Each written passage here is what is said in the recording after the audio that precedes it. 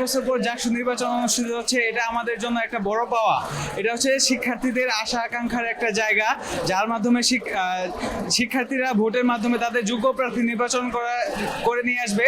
শিক্ষার্থীদের মানে যারা যোগ্য প্রার্থীরা এই শিক্ষার্থীদের কথা বলবে।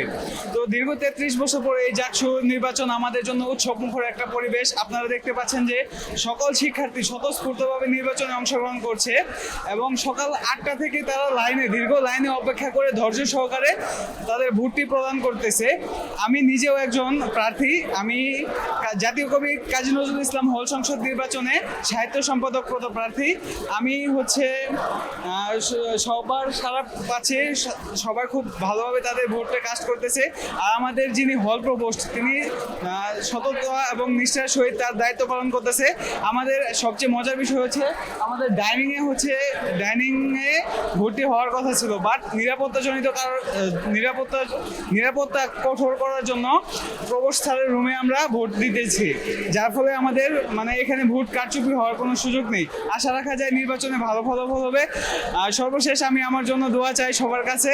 আমি হচ্ছে সাহিত্য সম্পাদক পদে প্রতিদ্বন্দ্বিতা করছি, আমার ব্যালট নাম্বার 4।